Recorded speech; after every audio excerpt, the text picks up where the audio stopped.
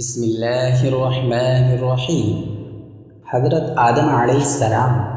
حضرت آدم علیہ السلام سب سے پہلے انسان ہیں جن کو اللہ میاں نے دنیا میں بھیجا، اور سب سے پہلے نبی آپ ہیں۔ آپ ہی کی اولاد ساری دنیا میں پھیلی۔ آپ کا ذکر قرآن پاک میں 19 بار آیا ہے۔ جب اللہ تعالیٰ نے دنیا کو آباد کرنے کا ارادہ کیا تو ان سے فرشتوں سے کہا، میں دنیا میں اپنا ایک نائب خلیفہ بنانا چاہتا ہوں۔ فرشتوں نے کہا، اے اللہ، تو دنیا میں ایسے شخص کو نائب بنانا چاہتا ہے جو خرابیاں کرے اور خون کرتا پھرے؟ ہم تیری تعریف کرنے کے ساتھ تیری تسبیح اور پاکی بیان کرتے رہتے ہیں۔ اللہ میاں نے فرمایا، میں وہ باتیں جانتا ہوں جو تم نہیں جانتے۔ اللہ میاں نے حضرت آدم علیہ السلام کو سب چیزوں کے نام سکھا دیے، پھر ان کو فرشتوں کے سامنے کیا اور فرمایا، اگر تم سچے ہو تو مجھے ان کے نام بتاؤ۔ انہوں نے کہا، تو پاک ہے، جتنا علم تو نے ہم کو بخشا ہے اس کے سوا ہم کو کچھ نہیں معلوم۔ پھر اللہ میاں نے فرشتوں کو حکم دیا کہ تم آدم علیہ السلام کو سجدہ کرو، تو وہ سب سجدے میں گر پڑے، مگر شیطان نے سجدہ نہیں کیا۔ اس کا ذکر پہلے بھی آیا ہے۔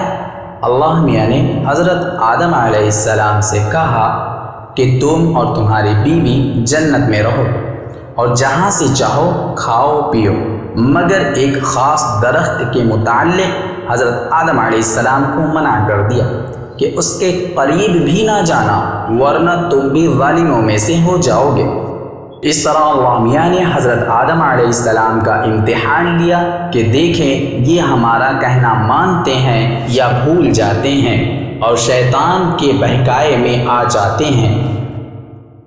شیطان جو پہلے ہی حضرت آدم علیہ السلام سے ناراض تھا کہ ان کی وجہ سے وہ خدا تعالیٰ کے دربار سے نکلا اور خدا تعالیٰ کی لعنت اس پر ہوئی، اور اس نے قسم کھائی تھی کہ میں حضرت آدم علیہ السلام کو اور اس کی اولاد کو قیامت تک بہکاتا رہوں گا کہ اللہ میاں کا کہنا نہ مانے اور خوب برائیاں پھیلائے۔ وہ حضرت آدم علیہ السلام اور ان کی بیوی حضرت حواء علیہ السلام کو برابر بہکاتا رہا کہ اس درخت کا پھل تم ضرور کھاؤ، اس کے کھانے سے تم فرشتہ بن جاؤ گے، جنت میں سے کبھی نہ نکلو گے۔ آخر ایک دن حضرت آدم علیہ السلام اور ان کی بیوی حضرت حواء علیہ السلام بھول سے شیطان کے بہکائے میں آ گئے اور درخت کا پھل کھا لیا۔ پھل کھاتے ہی دونوں ننگے ہو گئے اور جنت کا لباس ان کے بدن سے غائب ہو گیا، اور وہ جنت کے پتوں سے اپنے بدن کو چھپانے لگے۔ اللہ تعالیٰ نے حضرت آدم علیہ السلام سے کہا کہ ہم نے کہہ دیا تھا کہ اس درخت کے پاس بھی نہ جانا اور شیطان کے کہنے میں نہ آنا، وہ تمہارا دشمن ہے، تم اس کے کہنے میں آ گئے، اب تم اور حواء جنت سے چلے جاؤ اور دنیا میں جا کر رہو۔ حضرت آدم علیہ السلام کو جنت سے نکلنے اور شیطان کے بہکائے میں آنے کا بہت رنج ہوا، اور بہت عرصہ تک اللہ تعالیٰ سے معافی مانگتے رہے اور روتے رہے کہ اللہ تعالیٰ مجھے معاف کر دے۔ آخر اللہ میاں کو رحم آیا اور حضرت آدم علیہ السلام کو یہ دعا سکھائی کہ اے ہمارے رب، ہم نے اپنے اوپر ظلم کیا اور تو ہم پر رحم نہیں کرے گا تو ہم بڑا نقصان اٹھانے والوں میں سے ہو جائیں گے۔ تو حضرت آدم علیہ السلام نے یہ دعا بہت گڑ گڑا کر مانگی، اور اللہ میاں تو بہت رحم کرنے والے ہیں۔